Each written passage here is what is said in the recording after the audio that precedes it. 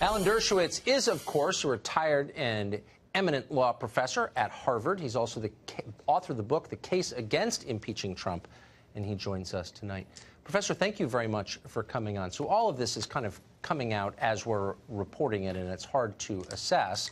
But I just want to get to the core allegations once again. So you heard Catherine Herridge say repeatedly that the special counsel says that Michael Cohen is in contact with the Russians at various points.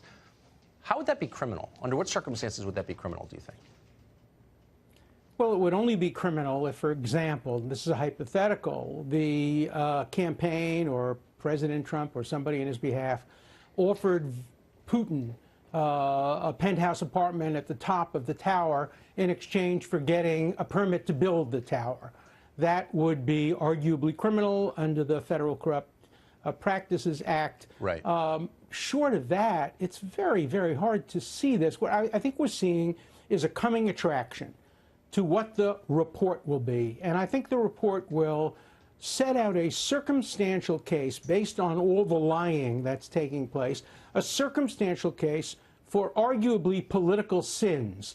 But I don't see any crimes. Collusion itself is not a crime.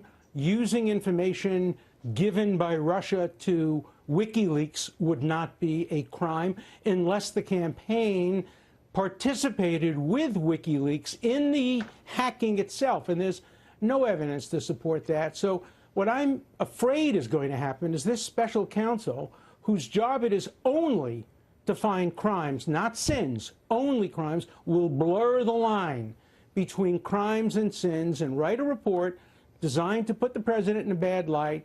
But in the end, they won't be able to find any specific violations of federal criminal statutes unless they stretch these vague laws like obstruction of justice beyond any recognition. So is it a prosecutor's job constitutionally to paint a politician or anyone in a, quote, bad light without charging him with relevant crimes? I mean, that's not in his purview, no, is it? No, it's worse than improper. It's unconstitutional. The grand jury has a specific function. It's supposed to only indict or not indict. Indeed, prosecutors generally don't issue reports for that reason because they only hear one side of the case. They don't hear the other side. There's no cross-examination of witnesses. That's why it's regarded as wrong for prosecutors to issue reports. That's what Comey did wrong. He should never have gone beyond saying we're not indicting Hillary Clinton. Exactly, in fact, he shouldn't I have said agree. it at all. It should have been a Justice Department official.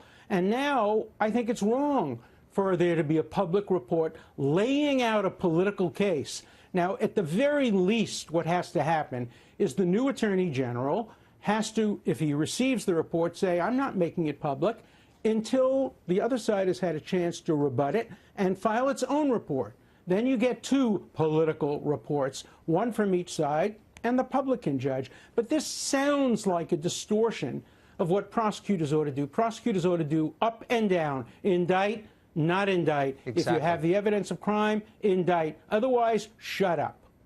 So when the special counsel's office releases documents, as they did today, that make cryptic references to meetings with Russia without explaining why this is relevant to the public interest or illegal, does it raise the suspicion that this is a manipulative public relations move rather than a legal one? Well, it raises the suspicion that the final report will also include allegations of political sin rather than specific crimes. Yeah. And that's just not the proper role of special counsel or any prosecutor. And I hope it doesn't happen. I hope that Mueller, who has a generally good reputation as a prosecutor, will remember that his job essentially was to uncover crimes that occurred before he was appointed. At the moment, most of the crimes he's uncovered occurred after he was appointed. Lying to Congress, lying to prosecutors, and crimes that are unrelated to his mandate. Manafort, financial crimes, Cohen taxi cab crimes. Right.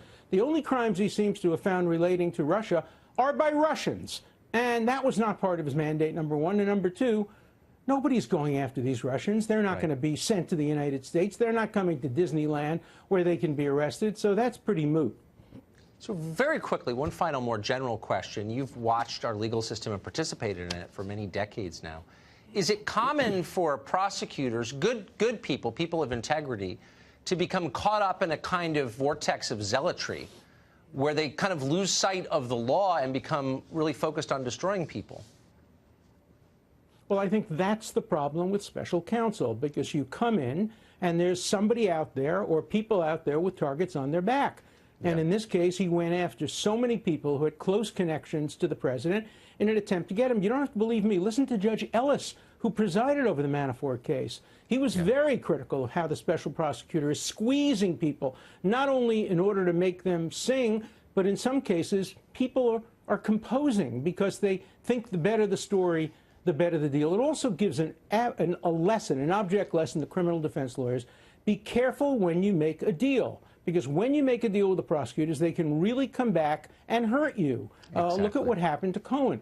He made a deal. The special counsel says he's cooperated, but the U.S. attorney in New York says he still ought to get substantial jail time. That's why in 53 years of practicing law, I have very, very rarely made deals or made pleas with prosecutors because I basically don't trust them. I don't trust the system. The system today is so skewed in favor of prosecutors and against defendants. We may be losing perspective of this. I just want to remind our viewers on our way out that you are not a figure on the right. You are not a Trump voter. You're merely defending what you think is our tradition of law.